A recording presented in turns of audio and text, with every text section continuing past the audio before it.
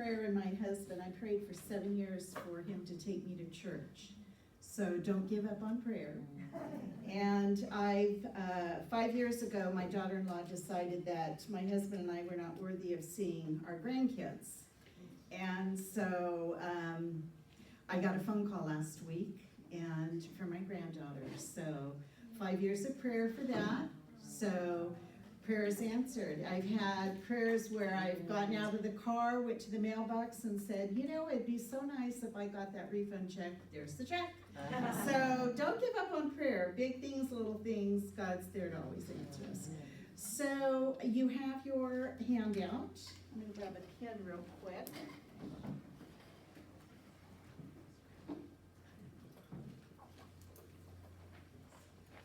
And the Faithful Women Timeline. So when I started this, I thought it was quite interesting that Eve was not in this study. It started with the women of the Ark. And I thought, well, probably because she ate of the apple. And it went downhill. So anyway, and then Laura reminded me, I was talking about the women of the Ark do not have names. God do not give their names in the Bible. And she said to me, well, you have to remember God did not give Eve her name either. Adam did that. So we are going to start with the timeline. 2500 BC, approximately, we're looking at notes here. Women of the Ark.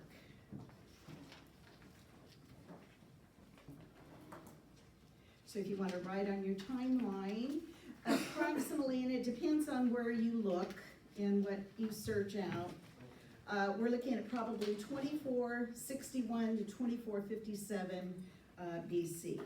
Bible does not give their names. It just says they were the wives of Noah and his 3 sons, Shem, Ham, and Japheth. And 8 people to care for themselves, 20 to 40,000 sheep-sized animals in the ark, which is 440 feet long, 72 feet wide, 43 feet high. That's 1.5 football fields long, over half the width wide, and 4 stories high. No, thank you, I don't want to be responsible for cleaning that. So, Genesis 7:7, and Noah and his wife with the sons and their wives entered the ark to escape the waters of the flood. This passage highlights her role and the role of her daughter-in-laws as supportive partners in the fulfillment of God's command to Noah. These women submitted to their husbands according to Ephesians 5:22 through 24. Wives are to submit to their husbands as to the Lord. This means respecting your husband's authority and following his lead in marriage. These women were helpmates, Genesis 2:18. Wives are to be helpers to their husbands. Being supportive and helping your husband is a daily life. They manage the household. 1 Timothy 5:14 instructs wives to manage your household. This involves taking care of the home, including cooking, cleaning, and caring for the family. Now, I will say my husband is a Mr. Mom. My son is a Mr. Mom. So this is the goal of the women, or the desire, but in some instances there are reversal of roles, and if that's what you and your husband desire, then, that's fine too. A well-managed home is seen as a reflection of God's order and provision. It serves as a foundation for teaching children, practicing hospitality, and fostering a loving and nurturing environment. You'll notice that I do a lot of reading as opposed to just off the cuff. That's what I'm most comfortable with. So, the Bible presents household management as a vital and honorable role, primarily associated with women, that encompasses a wide range of responsibilities. It's portrayed as a means of serving God, supporting the family, and contributing to the broader Christian witness. The women of the ark were probably prayer warriors for their husband. The Bible says Noah was a man who walked with God. No doubt Noah shared this with his wife and family, which must have given his wife encouragement as well as his children. 1 Timothy 2:1 through 2 urges wives to pray for their husbands. This involves regularly lifting up your husband in prayer and seeking God's guidance for your marriage. They were probably wives of noble characters expressed in Proverbs 31, 10 through 31. So on your sheet, it's lists what are some of the challenges. So these women left their families. Doesn't give us the total dynamics, but the assumption is there was maybe mothers, fathers, sisters, brother-in-laws, nieces, nephews. They had to leave those families, and this was in God's will. They followed their husbands. So these women left their families behind, creating the role of Noah's wife to be their example. They had to be patient and supportive of their husbands during this difficult time. Another powerful lesson from Noah's wife is the strength that comes from faith and unity. She stood alongside her family, trusting God's commands and working together to survive the flood and rebuild the world. In times of crisis, whether it's a personal storm or it says global challenges, I would say local challenges, family challenges, the story reminds us the importance of family and the unshakable bond that faith can create. So going back to your timeline, for Sarah, approximately 2155 was the time, BC was the timeline for Sarah. So Sarah was born in Ur, which is today modern day Iraq. And okay. Sarah, the wife of Abraham, was born around 2555 BC, had a son at 90 years old, again, no thank you, and died at age 127, or at 127, which is around 2028 BC. She is the only woman in the Bible whose age of death is mentioned. She was a woman in the Bible who discovered that God was in the miracle working business. She left her home willingly alongside Abraham and endured a great deal to try to provide an heir for her husband. She also did everything in her power to keep her husband safe in dangerous territories. Ultimately, her faith would produce their promised heir, Isaac, though there were some trials along the way. There were a lot of trials. That was not easy. So what were some of Sarah's good qualities? Faithfulness. Sarah demonstrated great faith by trusting in God's promise of a child, even though she was past childbearing age. Despite initially laughing at the thought of becoming pregnant, Sarah eventually believed God's word and gave birth to Isaac. Another good quality she possessed was leadership. She was a respected matriarch within her family and community. She played a crucial role in guiding her household and influenced important decisions, such as the banishment of Hagar and Ishmael. She had determination. Despite facing numerous challenges and setbacks, Sarah remained determined to fulfill God's plan for her life. Her persistence in hoping for a child, even in old age, showcases her unwavering resolve. Sarah possessed wisdom. Sarah displayed wisdom in various situations, as when she advised Abraham to send away Hagar and Ishmael to protect Isaac's inheritance rights. Her discernment and foresight helped secure the future of her son. And Sarah left a legacy. Sarah's legacy as a mother of the Jewish nation is one of her greatest strengths. Through her obedience and faith, she played a vital role in the fulfillment of God's covenant with Abraham and the establishment of a great nation. So what were some of her challenges? Impatience. I am there. I am so impatient sometimes. That is what I've really been working on lately, impatience. Sarah's impatience led her to take matters into her own hands when she suggested Abraham have a child with Hagar. Right. We've all done this, taken things into our own hands and not wait on the Lord for what his direction is. A good teacher here in the importance of impatience. This decision caused conflict within the family and, of course, resulted in tensions between Sarah and Hagar. Sarah had fear. We all experience fear in one way or another at some time in our life.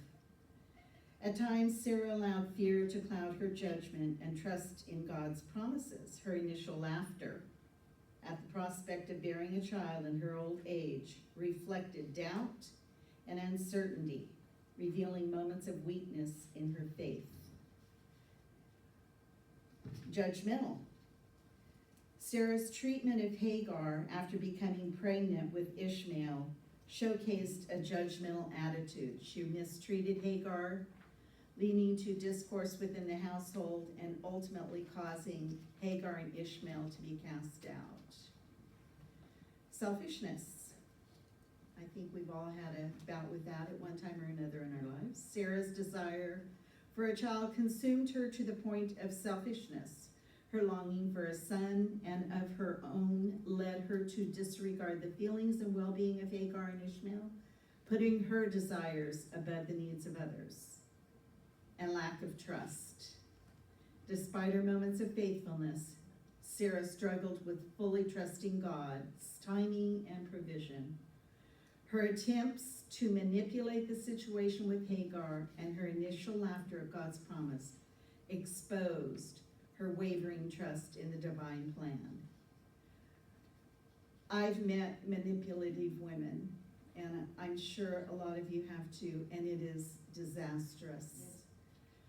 It is disastrous. It's so important for us to put our trust in God and allow his timing to fulfill whatever it is that he wants in our life.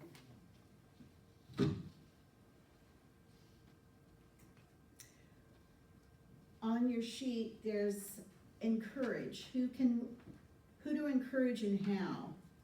We call to encourage one another. Sarah's strength of faithfulness, leadership, determination, wisdom, legacy are commendable, while her weaknesses of impatience, fear, judgmental attitude, selfishness, and lack of trust serve as cautionary examples of our human frailty. Therefore, we're to follow these two commands in 1 Thessalonians 5:11, encourage one another and build each other up. It's so easy to tear people down. We need to build them up. Back to our faithful women timeline. Shiphrah and Puah. We're looking at 1550. Actually, I have a timeline of 1550 to 1500. And it depends on the references and who you look up and their interpretation of the timeline. But that's a kind of a close enough in, we're talking a couple thousand years here.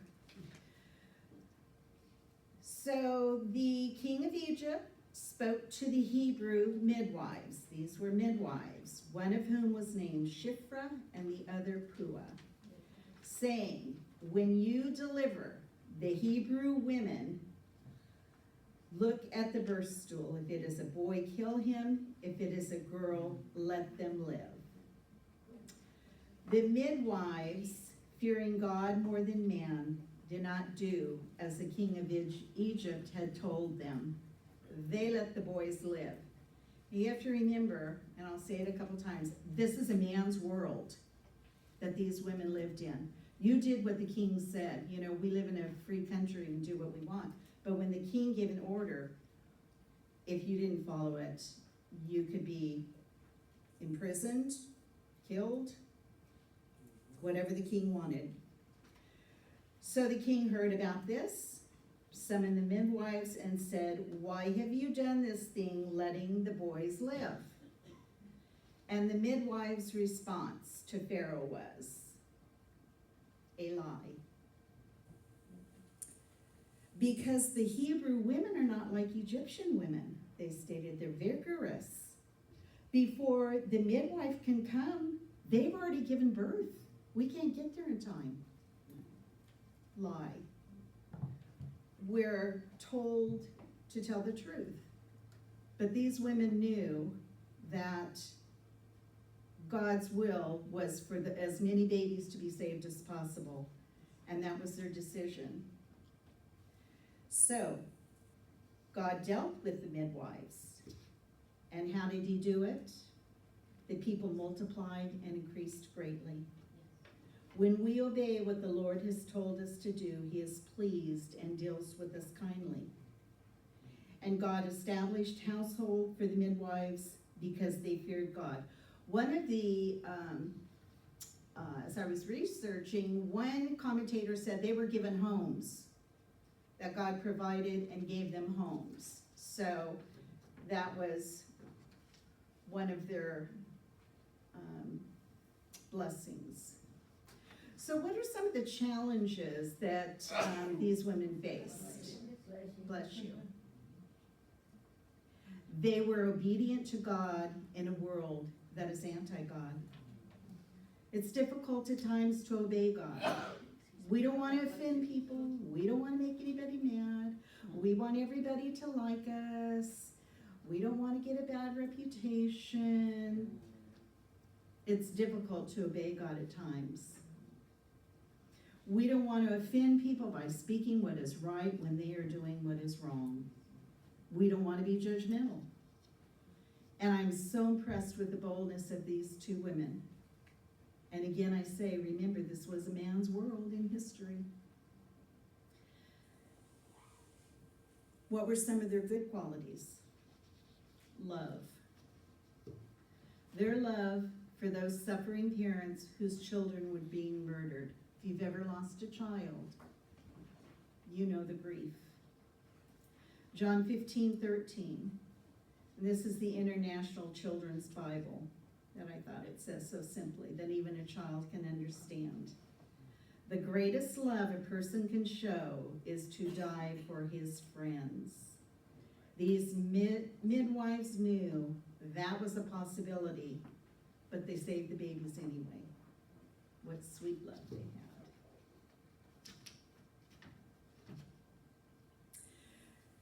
So, you can continue on in your studying and completing at home at your own time. You can pull these stories up in the Bible and you can add to and continue. But as I was studying these women, my thought kept going back to Proverbs 31:10 through 31, description of a worthy woman. These women were following God's attributes that Proverbs 31 lists. Just as the 10 Commandments we're never going to achieve perfect compliance. Proverbs 31, we are neither, and God knows that. But these precious words are a guideline we should all be working on daily. Some days will be better than others, but the goal is to not give up on yourself. We'll stumble, we'll fall, but the important thing is to pick yourself up. The Lord only expects us to move forward one moment at a time, but he does expect us to follow and obey him. So our study, and I've done this a little short so we can get back on time here. So our study in getting together in the groups is going to be Proverbs 31. So Proverbs 31 says a woman should possess trustworthiness. She is a woman who can be trusted by her husband and has full confidence in her. She's to be industrious, a hard worker, diligent in her responsibilities and not idle. She's often depicted as being involved in various economic activities, including investing in fields, making garments, and trading. She is a woman of wisdom. She's known for her wisdom and good judgment, making wise decisions in her daily life. Proverbs 31, woman is compassionate. She is known for her compassion and kindness, both with her family and towards others. Strength and dignity, she is described as strong, not just physically, but in character. And she carries herself with dignity and honor.